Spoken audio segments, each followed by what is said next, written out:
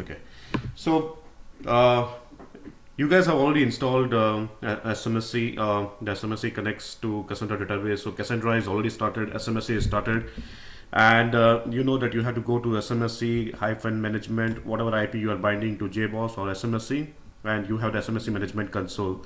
The SMSC management console is divided into three sections. Left is the navigation pane. The center is the main body, and the bottom pane is about management console. So anything that is happening with SMSC management console, you can have a look on the management console. You can also clear the logs from the management console by clicking on this bean icon, and you can see it goes, and you can expand and collapse. The very first menu in the navigation is server settings.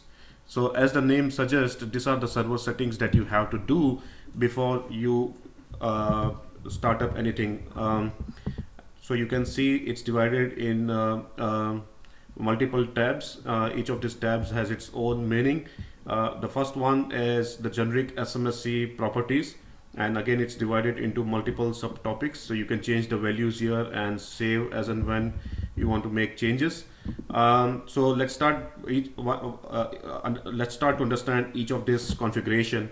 The first is default validity period. All of these properties have help, so if you just move the mouse over it, you can read help content.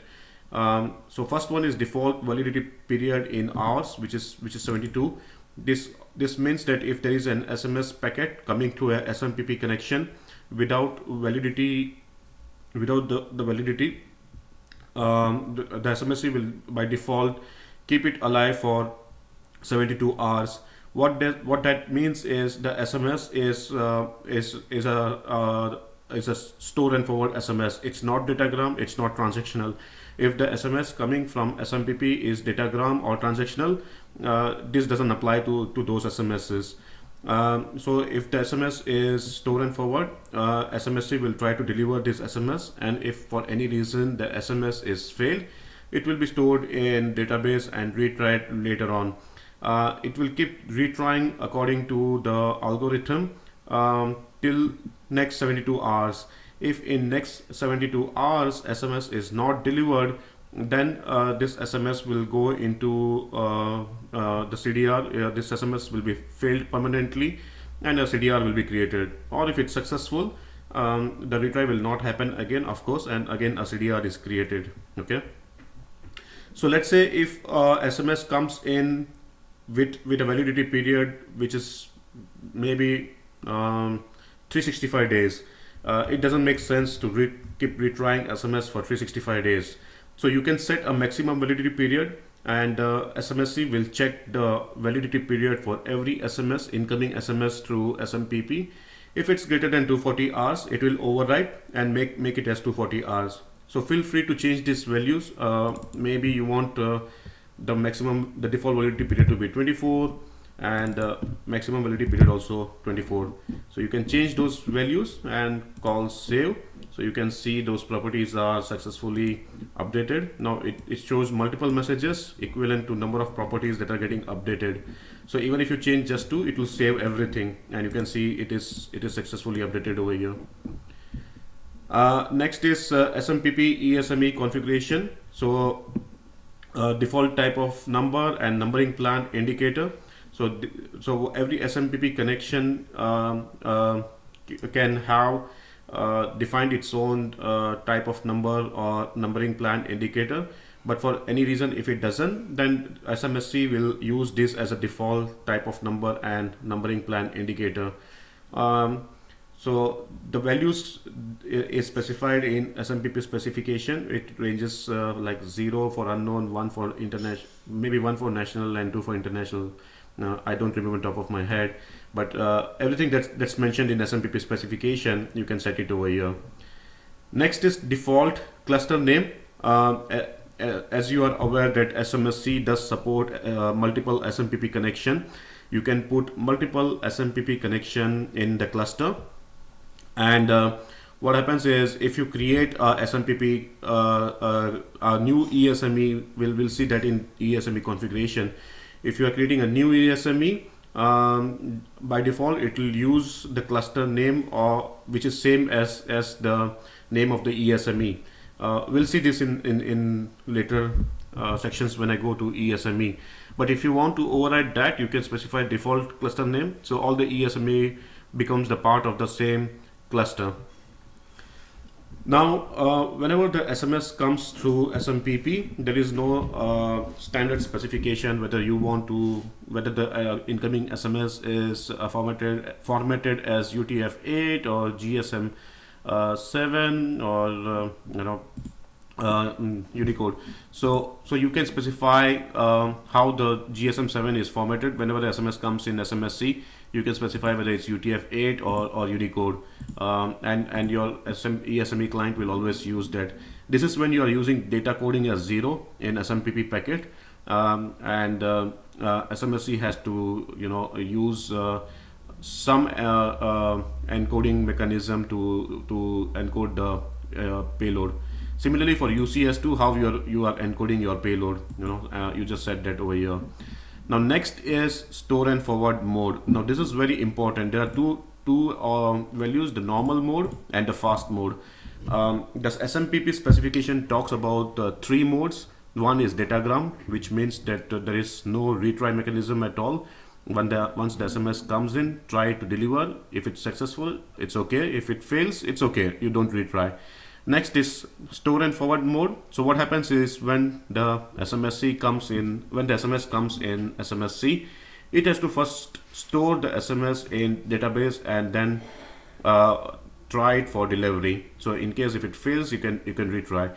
But Telestax SMSC also allows another mode, which is forward and store. We call it as fast mode. So what happens is, as soon as the SMS arrives in SMSC will first try to deliver this SMS, and only if it fails, it will put it in database. So you can keep it as fast. This definitely saves some round trip to database, and the performance improves a lot. There is almost impact of 25% if you use fast versus normal mode. But the call is yours, so you guys can decide what version you want to use. Okay. And this is again applicable only for SMSs that are marked for store and forward. The SMS coming through SMTP for datagram or transactional, this setting won't make any difference. Okay, so now retry mechanism. There is some algorithm used for retry mechanism, and all those algorithms or after how many minutes the SMS should be retried for delivery, all those things can be controlled from here. So whenever the SMS comes in, if it is a normal mode, in that case SMS will be stored in database, and it will be attempted to be delivered after 20 seconds from the time it has arrived in SMSC. But if it is fast mode, then this doesn't make any difference. SMSC will immediately try to deliver the SMS, and if for any reason the delivery of SMS failed, it will try after 300 seconds. You can change this value, and after that, if the second attempt also fails, then the algorithm depends on the multiplicator. So how it works is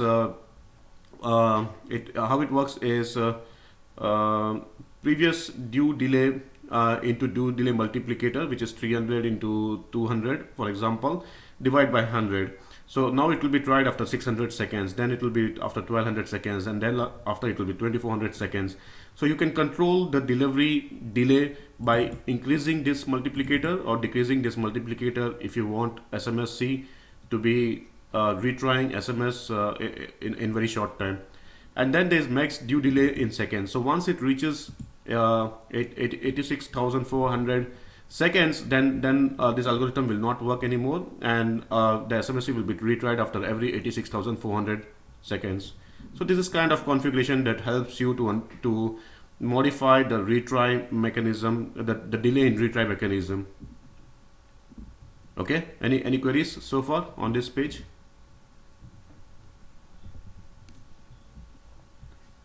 Okay, great. So let's go to the next one, SS7 settings. This is explicitly for SS7 connectivity. If you are using purely for SMTP, Obviously this will not make any difference to you, but nevertheless let me go ahead and explain you guys. So every SMSC will have its own global title, and it will have its own subsystem number. You also have to specify the operator's side or the peer side HLR subsystem number, MSC subsystem number. So the very first is global title global title indicator network ID. Now SMSC is capable of multi-tenancy. What does that mean is same instance of SMSC can be connected to multiple operators, and the SMS and you can decide to have the flow of SMS only to specific operator depending on network ID. So the network ID is like differentiator between operators. By default it is 0 if you are connecting to only one operator, but if you're connecting to multiple operator, then probably each of these operators have provided you their own global title, and you can set it over here. Okay, so for example, if it's 0, then you say SMSC global title 1 2 3 4 5 6, and then operator would have also specified what kind of global title is this. There are 4 kind of global titles as per SS7 specification. 0100 is the most common used, and you can save this. Let's say you are connecting to multiple operators, so the second operator has given you maybe 78900, and save this, right? So now you have 2 operators, one is 0 and the other is 1. So you can see that 2 global titles has been assigned to SMSC.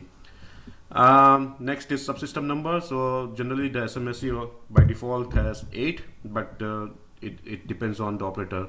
HLR by standard is 6, MSC by standard is 8, but you can change all those values depending upon what operator has provided you. And save, so all those things get saved. Now the TelScale SMSC uses the map cache.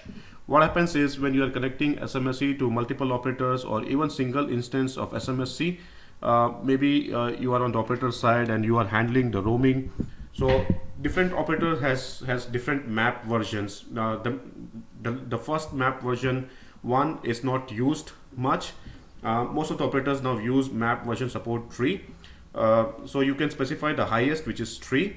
What happens is whenever there is a handshake mechanism between the SMSC and the peer node, it will use map version 3, and if for any reason if that fails, it will automatically reduce it to 2 and use 2 for that particular node, and then send the SMS. Even if that fails, it will reduce it to 1 and then do the handshake mechanism, and it will cache for that particular node. It will cache the supported map version. So from next SMS onward, there is no handshake, and this improves the performance. So SMSC is pretty intelligent to decide what map version to be used for each of the nodes in the network. But if you know that 3 is used, you just set it 3. But even if you set 1 and all the nodes are using 3, it will do some handshake mechanism initially, and then just cache it. So that's the SS7 version configuration. The other is max message length reducer. Now what exactly is this is whenever you send an SMS, it goes through a map layer, SS7 map layer, and from map to TCAP. Basically the highest or the total length of the SMS can be 160 character if it is GSM 7, but depending upon the calling party number, some user headers, this value can increase. And what happens is a packet bigger than the original size of the SS7 packet that can be supported is sent over the wire, and the peer fails. So you can say if the length is greater than maximum length by 6, so let's say it's 250, so 255, 0 to 255 as far as I know. So if the total length of the packet or total size of the packet is 251, then split the SMS automatically, so there is no error on the peer side.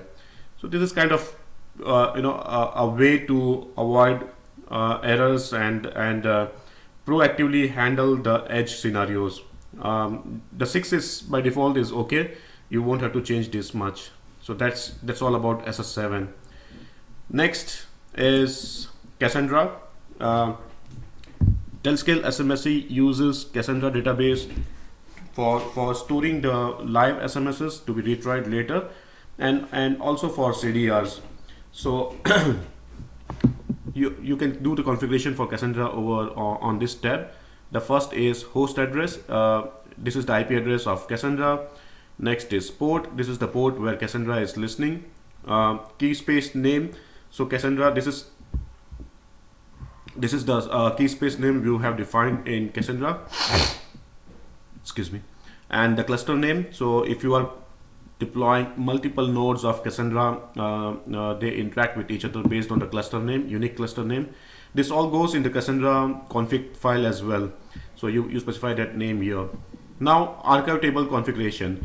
Telestax, TelScale SMSC is very intelligent. Basically, it can remove the tables which are older than 3 days. This way you don't have to do the maintenance of archiving the tables or deleting the tables to save space, and you are assured that once SMSC is fired, everything should work on without failure. So TelScale SMSC creates tables every day. For each date there will be one table, both for live tables, that is SMSs that are yet to be retried, and archive table, basically CDR tables. So what happens is every day there will be creation of new tables, and you can specify that keep only last 3 days table, and if the table creation date is greater than 3 days, delete the table. So it will automatically do this maintenance. Depending upon your needs and requirements, you can keep it 3 or 30 or 300. So the tables will remain for 300 days, but just make sure that the server has enough hard disk, enough memory to keep this SMS for 300 days. That's the only calculation you guys have to do if you want to keep it for longer time. Okay. Great. Next is scheduler. Now this is the mechanism by which SMSC selects the SMSs from database for retry. So basically this is the fetch period. So the scheduler will run for every 200 milliseconds, and it will select maximum 100 SMSs from database for delivery. Max activity count. This is basically very specific to Janesley server. TelScale SMSC is based on Janesley server, and for every SMSs being retried, there will be one activity count. So this should be always greater than max row, at least in multiples of 5. So if you keep this as 1000, you should not keep this as 500. This should be 5000. But this can be more because you may also have incoming SMSs through mobile origination, or you have alert SMS. These are all SS7 messages. This doesn't affect much on SMTP. Or you have SIP. So depending upon your scenario, you can increase this to 10,000 for every 1000 SMSs selected, but just leave it to the 5 times, which should be fair enough. So these are the maximum activity count in Janesley server. Every 200 millisecond SMSC will select 1000 rows of SMS for retry, and then next is revised period after SMSC restart. So basically what happens is, let's say SMSC crashes for whatever reasons, right? When you and SMSC is keeping a track of time. It's the current time for which it's processing the SMS, and let's say if the time is T1 and the SMS crashes, so probably this SMSs which were selected at time T1 are delivered or maybe not delivered. You don't know, and SMSC did not get time to update the database saying that maybe it selected 1000 SMSs and only 100 are delivered and 900 are pending. It did not have any time to update this. So you can say to SMSC that when you start next, just read the time frame when the last processing was done, which was T1. Go back 60 seconds, so T1 minus 60, and it will select all the SMSs from T1 minus 60 to be retried. So what will happen is, let's say it's doing 1000 SMSs maybe per second. Okay, so if it's sorry, 1000 SMSs per second. So let's say if it's If it's 60 seconds, so it will use 60,000 SMSs to be retried. Maybe most of those SMSs has been already delivered, but maybe those are not delivered. So all the SMSs which has status in process and SMSC doesn't know what happened, it will retry those SMSs. There is a probability that this SMS can be redelivered twice to the user, but that's okay. This is kind of assurance that the SMS will reach to the user even the SMS crashes. Okay, and then there is set cache time. This is the internal cache mechanism of SMSC, the queue. All the SMSs that comes in the SMSC is kept in the queue for 600 seconds. So if there are more SMSs coming, it will be appended to the queue. Generally 600 seconds is fair enough. It consumes your JVM memory. Don't try to increase it a lot because then it will consume more JVM memory. Just leave it on default 600.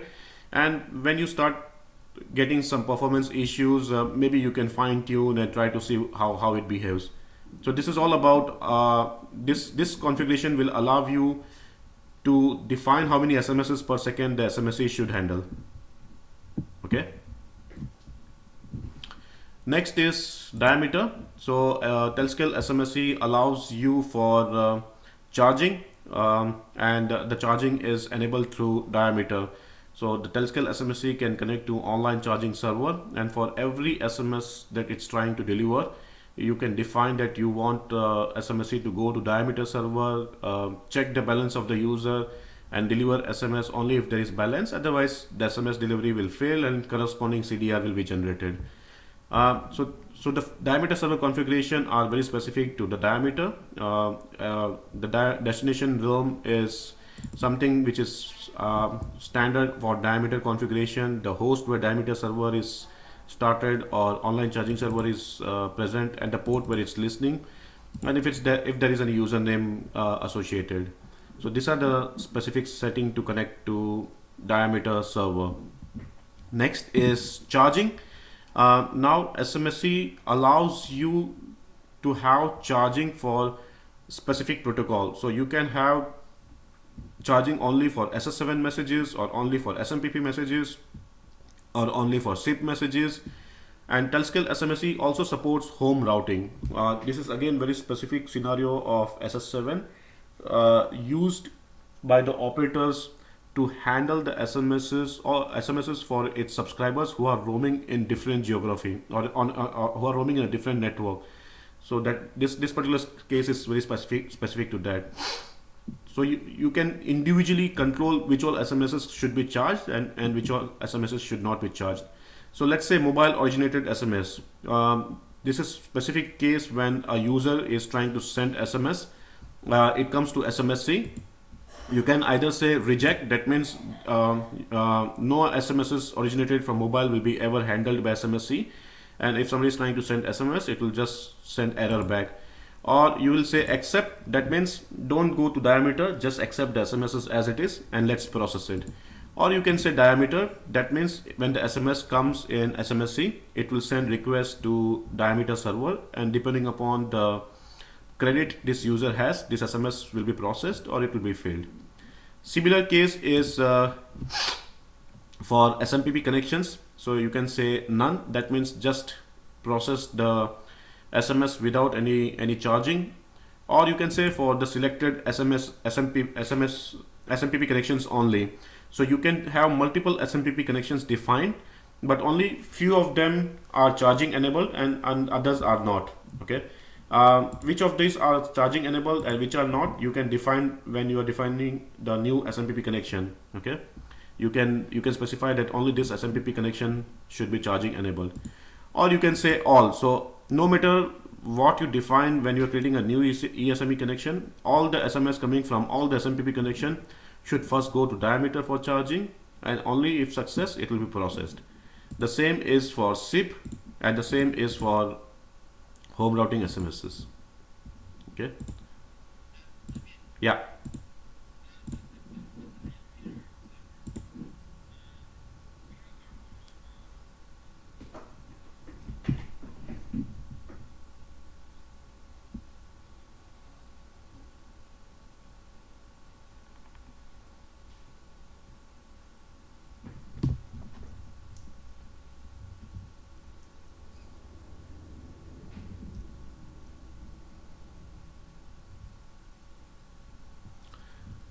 Um, okay, I'm afraid as of today you won't be able to use directly your own database. Telestax also provides online charging server which is based on diameter and uses database of course to store the users. So probably what you can do is use Telestax online charging server and sync your database with Telestax online charging server database, and probably that is the only way I think you can have connectivity between your data for charging and TelScale SMSC. Okay, let's move on to the next step, processing. Now this is very edgy cases. Okay, you probably won't have to touch this. What delivery pause means is for any reason you want SMSC to accept only incoming SMSs, but you want to pause the delivery of SMSs, you can set this as true. Generally, if you want to do some kind of maintenance or something is going on, you would want to use this.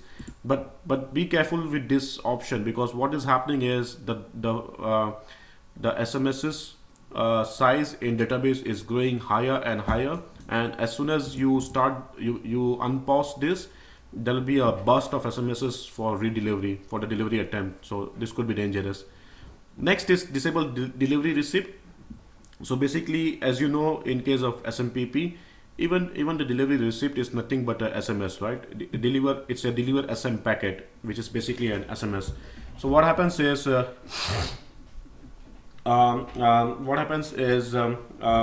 you are sending an SMS through SMPP connection, you can either say I want delivery receipt or I don't want delivery receipt. If you disable this, that means even if you say that I want delivery receipt, SMS will not send delivery receipt because you have disabled it over here. Okay. So if I say true, no matter what you set in the SMS packet, delivery receipt will never be sent to the user. But if it is false, then depending upon whether the incoming SMS has delivery receipt flag set or not set, SMSC will just respect that. Okay. Next is call detail record. So this is all the CDR's generation. Whether you want CDR to be generated for delivery receipts as well, because as I told you, delivery receipt is also a kind of SMS. So you can say false, then there will be a CDR even for delivery receipt, or true. Sorry, you can say true. So there will be a CDR for delivery receipt, or false. So there will be no CDR for delivery receipt. The TelScale SMSC generates the CDR in text file as well as in Cassandra. So you can specify that you don't want in text file, you only want in Cassandra table, or you can say that I want only datagram. Okay, I want only datagram SMSs, or I want CDR for datagram and transactional, or for all the three. It gives you an option of what kind of CDRs you want to see, and the same case is for database as well. Okay, so it's very simple. Now coming to the home routing, as I explained to you initially, TelScale SMSC supports home routing, which allows the operators to accept the SMSs for their roaming subscribers. Now this is very specific for operators and SS7 connectivity. If you set true, that means it will accept the home routed SMSs and then take the necessary action. And basically it creates some kind of correlation ID. There's quite a lot of mechanism involved in home routing. When the SMS comes in, it has to do SRI and send some fake MC. This all is specified in RFP, so all those settings can be done from here. Okay, so that is server settings. Next is SMTP server.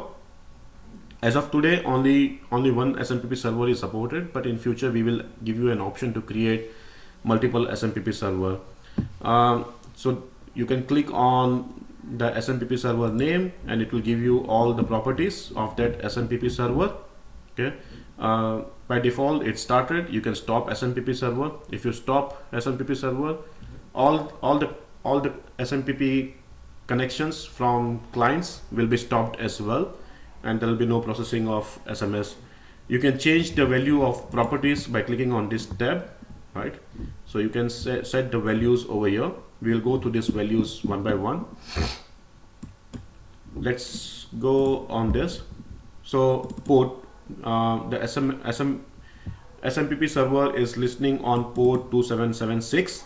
So any client who is trying to connect to SMSC or trying to send bind request should send bind request to this IP and this port. Okay. Bind timeout. This is basically if the remote side is creating a TCP socket, but they are not sending bind request. This could be some attack, or this should be like this can be a DOS attack, or a user trying to bring down SMSC. So if there is no bind request in 5 seconds, the SMSC will just kill the TCP socket to avoid wastage of resources. System ID. So whenever the bind request comes, the bind response from SMSC will carry this system ID. This is just the SMTP specification. Auto negotiation interface version. TelScale SMSC supports 3.4, 3.3, 5.0 versions of SMTP specification. So you can set it to true, and if the user is not specifying any interface version, it will by default use 3.4. You can change these values here, right? So system ID, you can put anything you want, maybe bicentel. Bind port, so let me change this value. Maybe I can say, and just save this, right? So bicentel SMS. Now bind port is 2776. If you change this value to whatever you want, it will not take effect immediately. Okay, it will require SMSC to be restarted. So these values are stored for later restart. You can change bind timeout to whatever value you want. You can change the negotiation. You can change the default interface version from 3.4 to 5.0, right? Whatever you are using. 3.4 is standard. Most of the operators does use 3.4. So let's skip that. Now maximum connection size.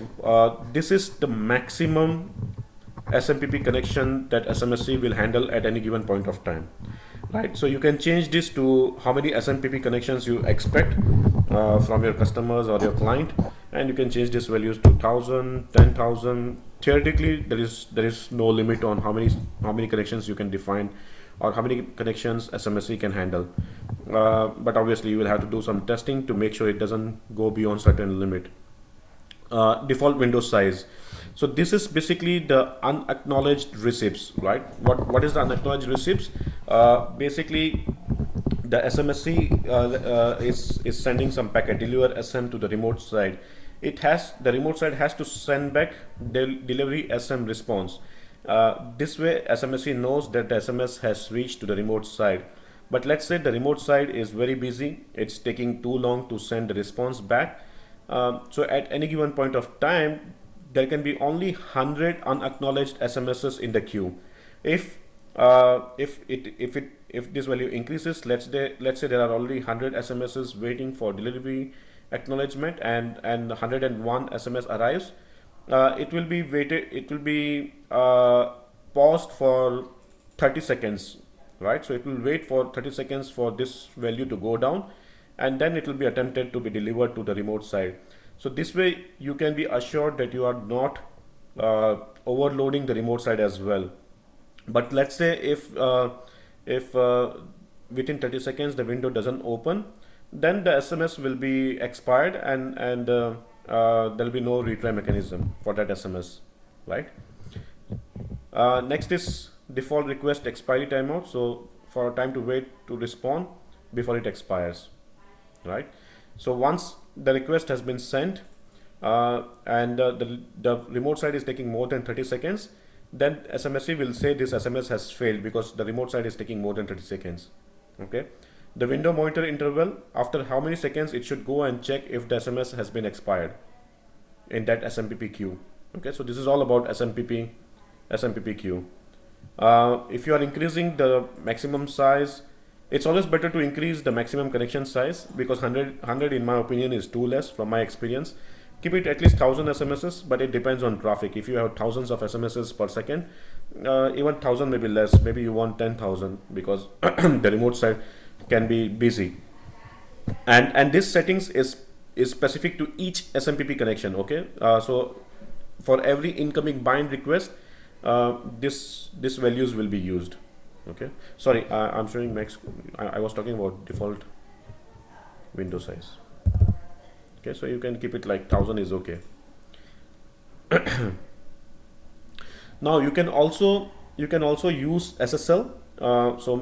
If you are using SSL connectivity, secure socket layer instead of plain TCP socket for users to connect to your SMSC server, you can use SSL. You can set it true. So now what happens is every incoming SMTP bind request, the TCP sockets should be SSL enabled and should carry the certificate. Now you can specify the certificate path locally and the alias used. This is quite complicated. I won't go in all of this in details because it requires knowledge of extensive knowledge of SSL. So far I haven't seen anybody using SSL. Most of them are pretty happy with pure TCP socket, so we'll just leave it false as of today. Okay. So again, coming back to the properties, whatever values you set here, it will be reflected. Of course, you have to refresh after you make change. So you can see binatal SMSC auto negotiation version is true, maximum connection size, default window, all those things. So these are the configuration property.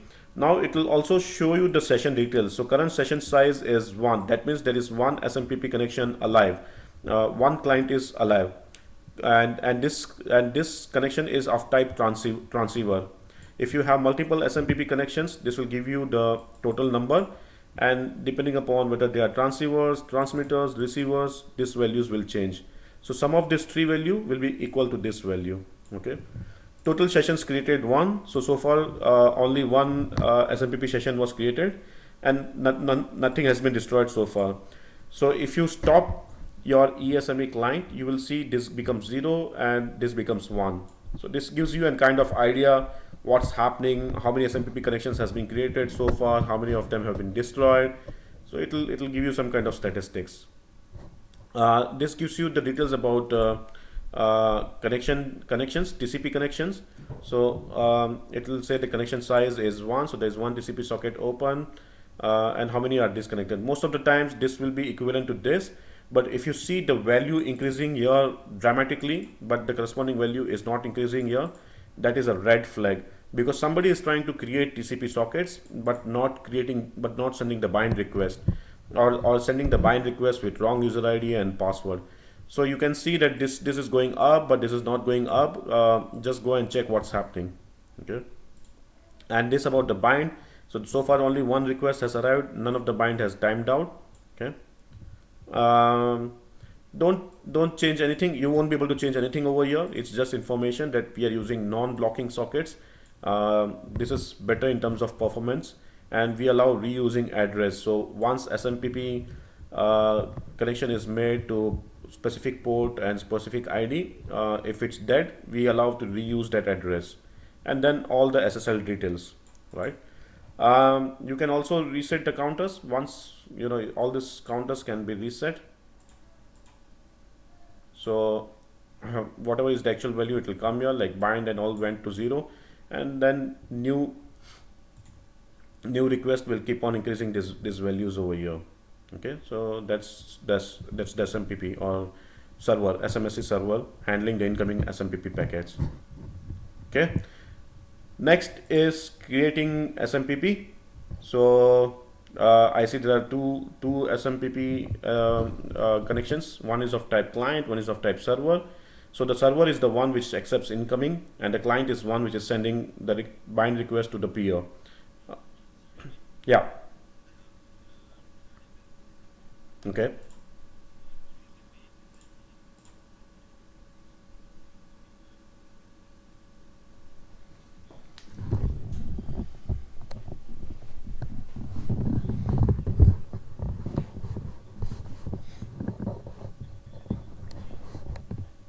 Right. Just for the configuration purposes, like maybe you are having multiple customers, like let's say multiple enterprises. For one enterprise, you can say port 2776, and you can allow multiple SMTP connections on that, and then for another enterprise you can say 2778. So it's just for management and easy configuration, but honestly it won't make much difference. Yeah, okay. So ESME, you can create multiple SMTP connections over here, whether it's of type server or client. Um, you can stop individual connections, you can delete individual connections, or you can change the configuration. Let's first go to creating a new connection. So basically, every SMTP connection in TelScale SMSC is identified by ESME name. This should be unique name. You cannot have a duplicate name over here. SMSC won't allow you to create a duplicate ESME name. So let's call this as test1. System ID, this is SMTP property again. Let's call test1. Password optional, because SMTP specification says that password is optional, but let's put it as test1. Network ID, as I told you, if you are connecting to multiple operators, each of these operators is identified by unique network ID. Even in case of SMTP, you can have SMTP connections to different operators, or you can logically separate them, and you can specify the network ID, and then the routing rule will define how the SMSs is routed between each of this network ID. Now IP address. So if this is acting as SMP of type server, that means you are if it's type server, that means you are expecting the incoming bind request, and you can restrict that incoming bind request can be only from this IP address, right? And only from this port. So this way you can have a fine control in terms of security.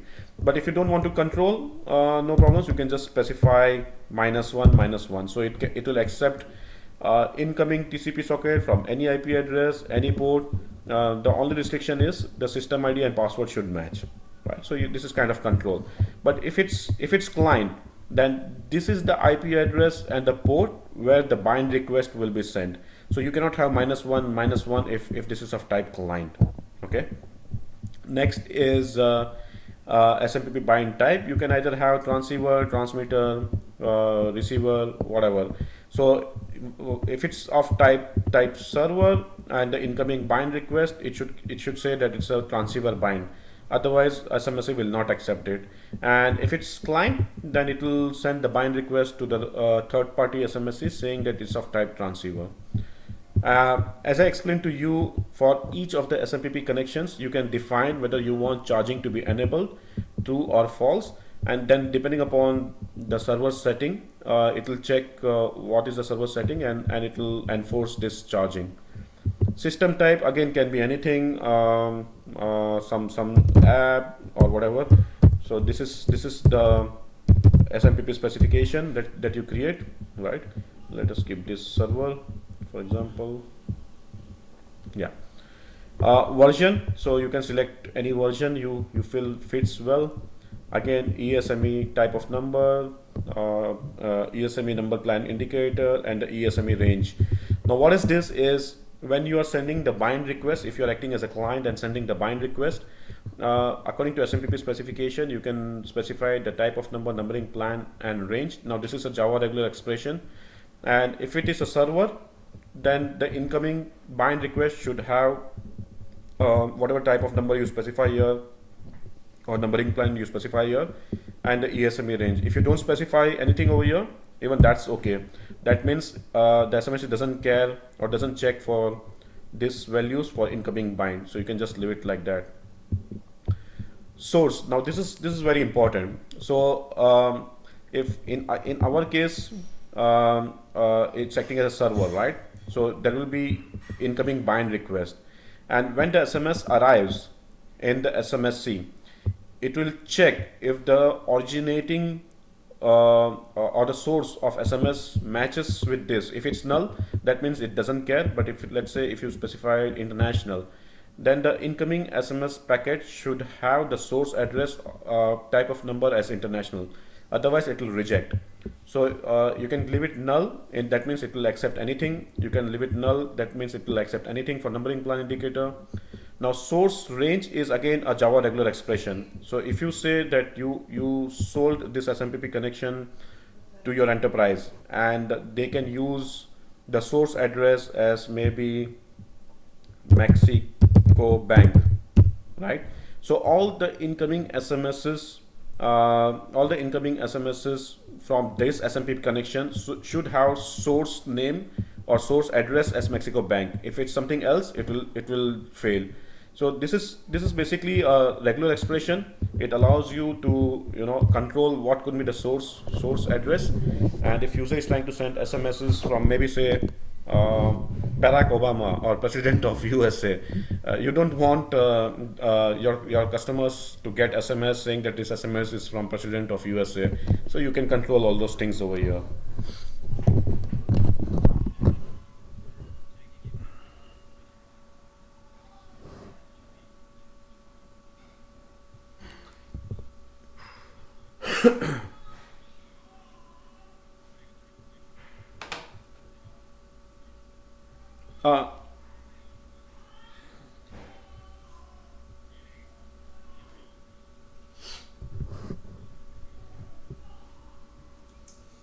Uh, right, you are right. The regular expressions are not that simple.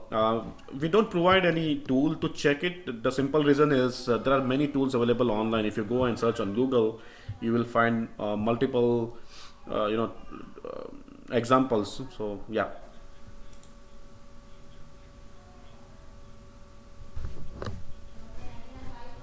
Yeah, so this is Java regular expression. So you can just go to JDK documentation. It's the same thing. Okay. So next three, routing type of number, plan indicator, and range. This is very important. This is how SMSC decides which SMS will go to which SMTP connection. Okay. So for example, if you have multiple SMTP connection, the SMS is coming from one SMTP, you want it to go to maybe SMTP3, and SMS coming from SMTP3, you want it to go to one, but there are multiple other SMTP connections. How will you control this? The one way to control is through routing range. So what will happen is once SMS comes into the SMSC will list all the active SMTP connection, and it will check the destination address of SMS. It will try to match with this routing range address. This is a Java regular expression again, and if the destination number matches with this regular expression, the SMS will be given to that SMTP connection for the delivery. Okay, so this is kind of controlling the routing where the SMS should flow. Okay, so maybe you sold one SMTP connection to an enterprise, and probably you want any SMSs with destination address as 123 or 456. Only those SMS should go to this SMTP connection. So you can define it over here. Next is cluster name. As I explained to you, TelScale SMSC allows you to create multiple SMTP connection which forms part of the same cluster. So in case if one is dead, it will try to attempt to use another SMTP connection. Now, if this is optional, if you don't specify, the cluster name would be same as ESME name. But let's say you're selling it to an enterprise XYZ, or maybe let's say XYZ. So you can just name it as XYZ. And you can create multiple SMTP connection with the same cluster name. So what happens is this SMTP becomes the part of the cluster, and once the routing range matches, it will check for first SMTP connection. If that's not valid, it will check for the second SMTP connection within the same cluster. Right. So this is kind of load balancing and high availability for SMTP. Now rest of the values till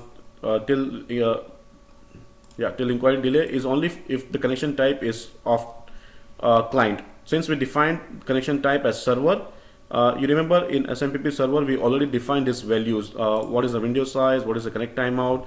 So it will select those values from SMTP server. But let's say if you define this as client, then this is an individual SMTP bind request to be sent to the third party SMSC.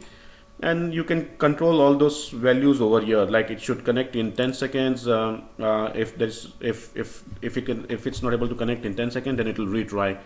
The request expiry timeout, that is, once you send the request, it can wait for so many milliseconds to receive the response, and if the response is not received, the SMS is failed. Otherwise, you put -1, so it will wait forever. Okay, so all those things that I already explained for SMTP server, if it is of type client, you can control it here. Whether you want counters, yes, no, if it's of type client. Of course, if it's server, the SMTP server has counters enabled or disabled for each of the SMTP connections. Now, inquire link, as of now, TelScale SMSC sends inquiry packet to the remote third-party SMSC if the SMTP type is of client, and it can be controlled from here. So after every 30 seconds, it will send inquire link request to the remote side. If there is no consecutive response for 3 inquire link requests, SMSC will automatically kill the TCP socket and stop this connection and then retry. Okay, so I'm changing this now. Okay, so if it's server, the SMSC will not send any inquire link. SMSC thinks it's the responsibility of the remote side to send inquire link, but we are working probably in next release, or I don't know, it will take more time. Even if SMTP connection is of type server, still it can send inquire link. We are working on that. Next is to limit the number of SMSs. So you can limit the number of SMSs per second, per minute, per hour, per day, right? So you can say that this guy cannot send more than 10 SMSs per second, and he cannot send more than 20 per minute, and he cannot send more than 100 per hour, and in a day he cannot more than 1000. Okay, if any of this value exceeds, SMSC will automatically reject incoming SMS, and there will be a corresponding error code in the SMTP packet, so the remote side can understand that it's kind of exceeding the limit. And then you just create this SMS. So it's created, right? And you can click, you can read all the properties that you have set, right? It also exposes all the statistics which will be enabled only when the connection is alive, and then you have multiple other options. We'll see this. Okay, so once you create SMTP connection, you have to start it. Unless you start it, the incoming SMTP request will not be taken by the SMSC, or if it is of type client, then it will, unless you start it, it will not send the bind request to the server. Okay, so let's start this now, and of course it stays state closed because nobody is trying to bind. But let's look at the one which is already bound. So you have your connection already bound here, and you can see all the statistics, right? It's been bound for 1 hour 14 minutes.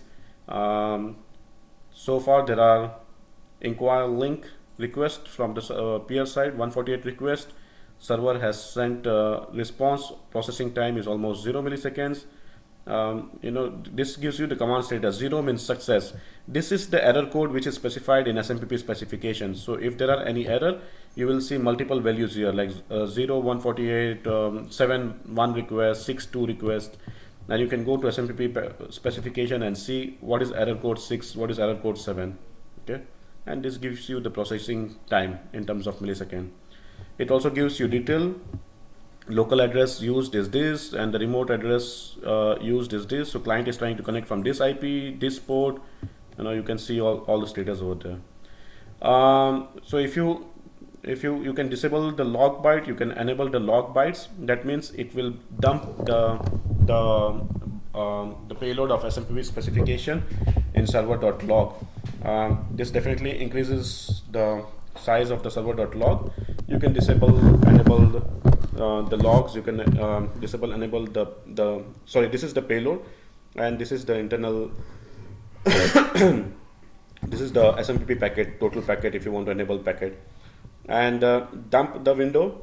So if you want, if there are any pending SMSs in the window which are yet to be retried, you can just dump all those SMSs in one go, or you can reset the counter. So if I reset, everything will become 0. Okay. Okay, you just have to refresh. So you can see the statistics are refreshed, right?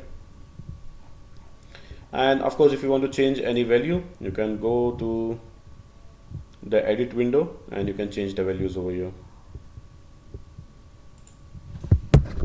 Okay. Is this okay? Any queries on? System ID cannot be changed as of now. Let me check. I don't remember. Yeah, right. So basically, that acts as a unique identifier for that remote connection. So it cannot be changed. But I think there's okay. Yeah, I think there should be an option to change it. I'll talk to the team and see what's the reasoning.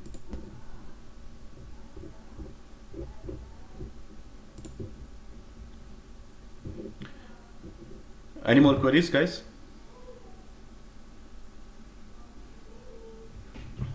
Okay. Let me take a minute break and get the water. Probably we can start in another 60 seconds. Okay, catch you guys in 60 seconds. So the next is SIP.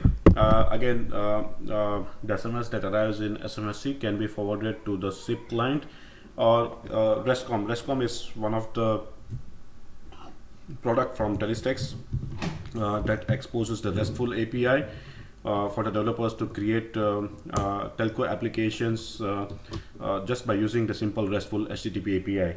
So if you want SMS that comes to SMSC, you can forward it via SIP, and this is the IP address and port where the SIP request will be sent.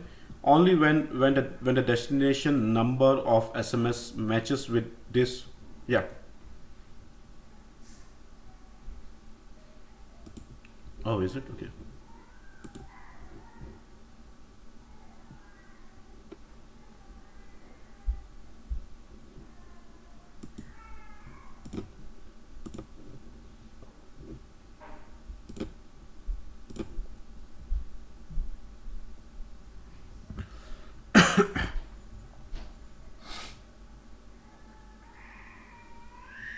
Right, so this is to send the SIP message. So basically the SMS will be a simple text payload in the SDP. So it will be a SIP message sent to the remote side. That's it. And the payload is simple text. So as of now, you cannot send the binary SMSs. Only the simple text type SMSs can be sent as SIP message.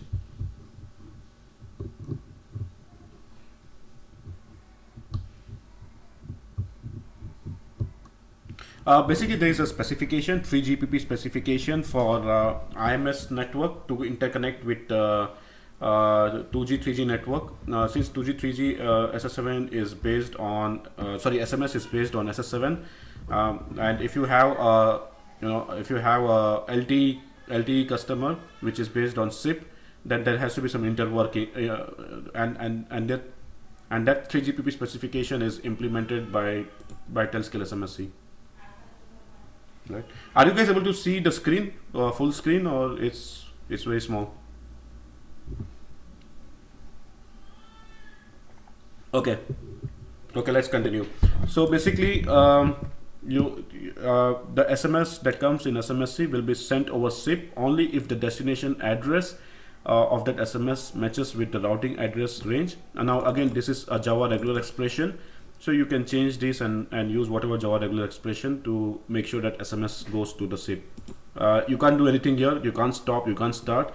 As of now, it's already part of the system. But in future, probably we will add more options for starting and stopping SIP and all those things.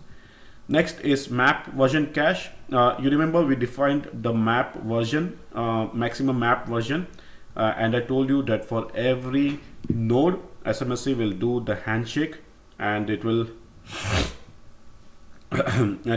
keep that cache in the memory, and accordingly send the SMSs of that map version. So you can check the version where the node is maybe 1 2 3 4. This is of course your nodes where you are where the SMS where SMS is trying to send SMS, and you can explicitly force the version, or you can also see the cache, or you can clear all the cache and SMSC will repopulate. Okay, this is explicitly for SS7 connectivity. DB routing rule. Now again, this is very interesting. TelScale SMSC allows you to define routing based on the routing range address that we saw initially, or you can also mention that routing is based on database. If it is based on database, that means every destination number where you are expecting the SMS to be delivered should be updated in database. Okay, and you can specify the network ID. So either it will use a regular expression or it will use database. It cannot use both at the same time, and this changes whether SMSC will use a routing range Java regular expression or database is specified in a SMSC configuration file, which is basically in let me go. So let's say this is your SMSC server. So you have to go to your SMSC folder, meta-nf, and open this file, jbossbeans.xml. And in jbossbeans.xml, you have a definition for SMSC, right? And you can see the routing rule class. So basically, by default, it will use the Java regular expression, but if you want to use database, you just uncomment this line, and it will use database. And if you use database routing rule, then you have to explicitly mention all the numbers to which SMS can be delivered, and you can specify the if it is SMTP, let's say I want any SMS coming to number 123 should be delivered to SMTP, and ESME name, I can copy whatever ESME name. Let's say it should go only to this guy, so I can put here 1 2 3 4 should go to this guy, network ID 0, right? And I just create update. So okay, because we are not using database routing rules, it's just complaining. So even before you use this, you have to stop SMSC, uncomment this line, start SMSC, and then only it will go in database, right? So this is, but honestly I have never seen anybody making use of this routing rule, because you have to manually provision each and every numbers to which you think SMS will be routed. Next is setting for home routing. Again, this is very specific setting for operators who enable home routing over SS7. It's not used anywhere for SMTP. I'll skip this part for now. So this is all about configuration of SMSC. Next comes the statistics part. This is very interesting. This allows you to understand how many SMSs are getting delivered, how many SMSs are getting failed, real time, what's happening and whatnot. So conceptually, in TelScale SMSC, we don't enable the statistics out of box. You have to kind of create a campaign. The whole idea is statistics takes a lot of processing power, and if you keep the statistics ongoing for a longer time, it will impact the performance of SMSC. So you just want to have a time period or a window to see the statistics and understand the overall behavior. That window can be created by creating a campaign. We call it as campaign. You select the SMSC and you say duration. Minimum is 5 seconds, maximum is 60 minutes. What is this is SMSC will connect SMSC will collect the statistics for next 5 seconds, and then the counters gets reset, and again collect for 5 seconds and the counter resets, right? Or you say if you want to collect for next 10 seconds and the counter resets, or maybe 60 seconds and the counter reset. Let's go for 5 seconds for now and some unique name, SMSC stat1. You just create this.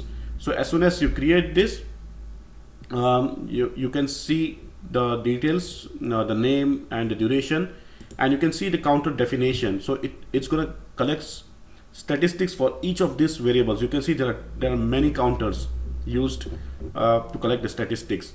And you can see the values. As of now it says no values because as I told you, it will collect for every 5 seconds.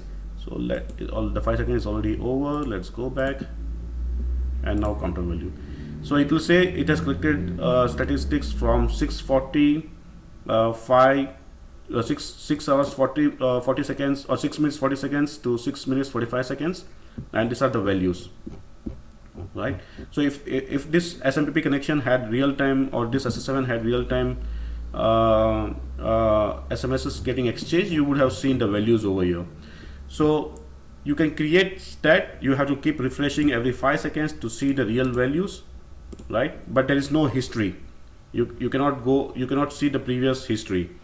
And matrix, this allows you to create a graph, real-time graph, to see the statistics.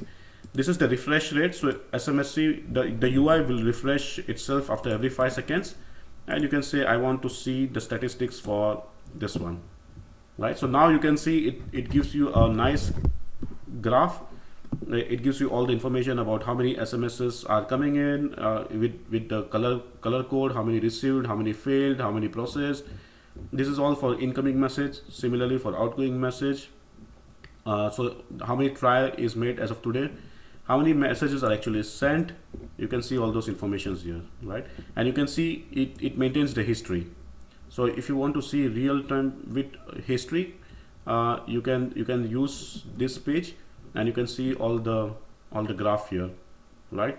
But let's say if you go back to some other page and then you come back, the history is gone. So this is only till the time the page is alive, right? So now you can see that the time has changed. So this is only alive for the time. We never persist this data anywhere in database. You cannot create statistics graph based on history. This is all real time. Okay, and once you understand the behavior of your SMSC, or you get the statistics, we recommend you go back to campaigns and you delete the campaign, because as I explained to you, it's taking a lot of processing power. You don't want to waste your processing power if you're not observing the statistics. So that's it about the SMSC GUI and how to manage, monitor and control SMSC. There is also a simpler way of going to this. We call it as TelScale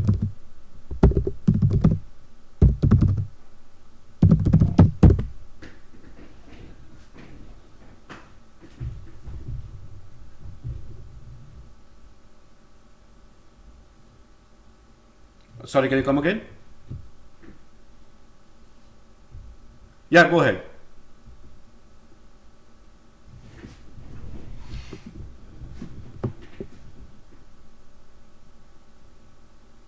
Mm-hmm.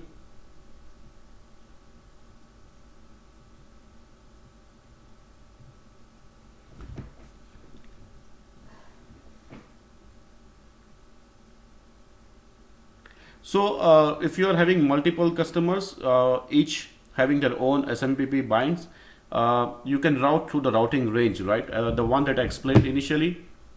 So when you are creating the ESME,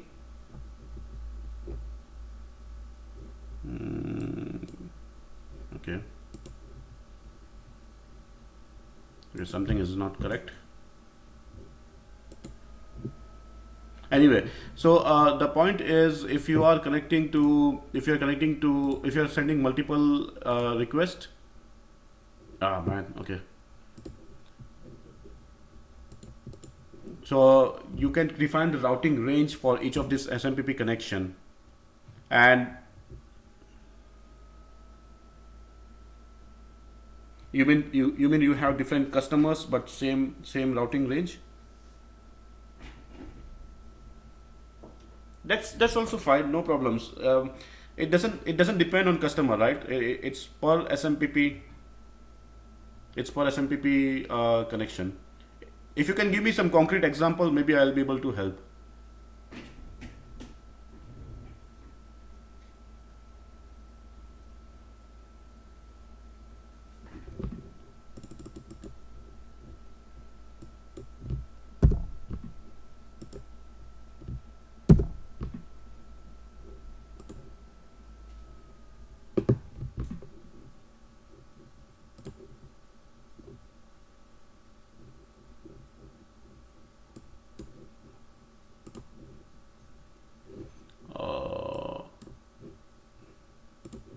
Yeah.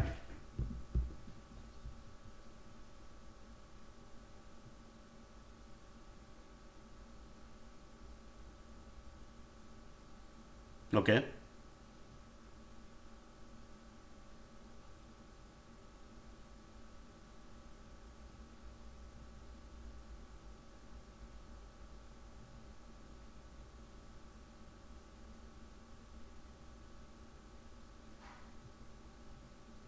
Mm-hmm.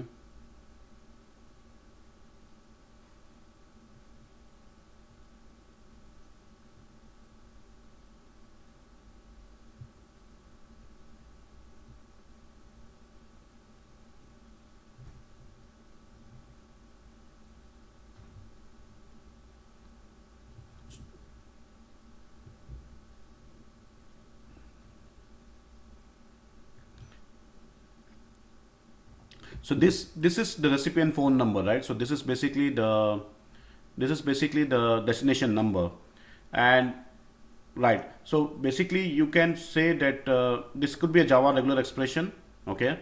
And I don't know what is destination service provider number, but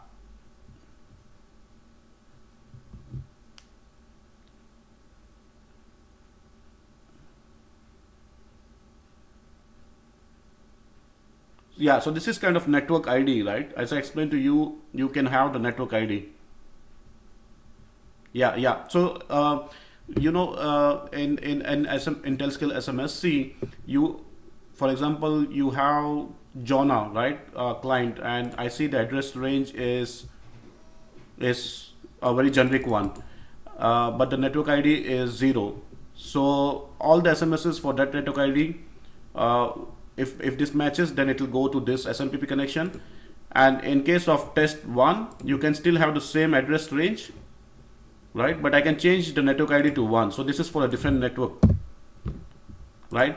So now what will happen is, let's say for this client, I have created test 1 and probably I created test 2 and I keep the network ID 1. So only network ID 1 SMTP connections will be taken into consideration. SMSC will not consider other SMTP connection with other network ID. Does that make sense? I think it matches with what you're defining here.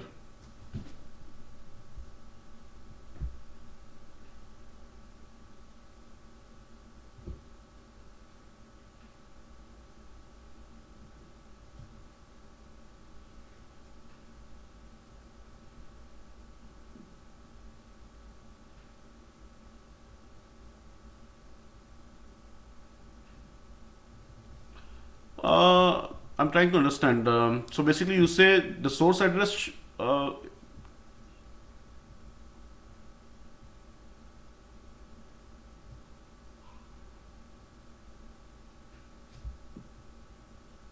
Yes.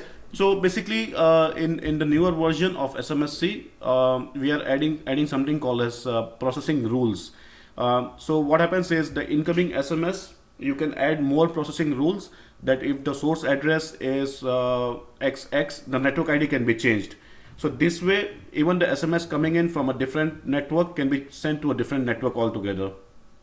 Or you can also make copy, like broadcast. You want SMS coming from one SMPP sent to the multiple SMPP connections. So you can create copies of SMS and send to multiple SMPP connection instead of just one. I will send you, yeah, I'll send you the details of those over the email.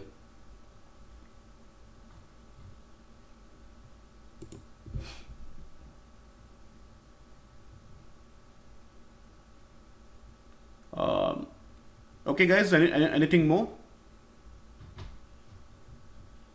Okay, okay. Thanks, guys. Thanks for your time. Feel free to. Thank you. Thank you. Right now, I'm in Toronto. I'll be back to my base in India in 1 week. Okay. Thanks, guys. Bye bye.